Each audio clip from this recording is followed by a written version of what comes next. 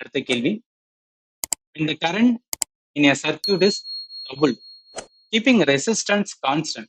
Power dissipated in the resistor becomes.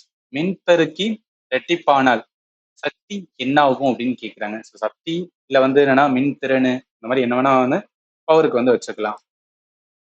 இப்போ இதுல என்ன பண்ணணும், பவர் அப்படின்னு வந்துட்டாவே நம்மளுக்கு பவர் சம்பந்தப்பட்ட 3 ஃபார்முலா அது உங்க மைண்டுக்கு வந்துடணும்.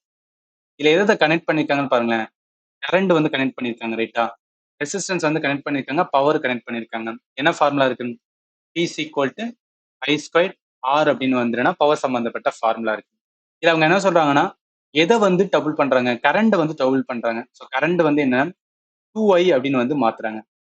P is equal to I இருக்கா, ஐல 2I ஹோல் ஸ்கொயர்ட் அப்படின்னு போடுவேன் இன்ட் ஆர். ஆர் வந்து கான்ஸ்டன்ட், அப்ப அப்படியே வந்து அப்படியே எடுத்துக்கலாம். இப்போ என்ன ஆகும், 4 வரும், I2 வரும், ஆர் வரும்.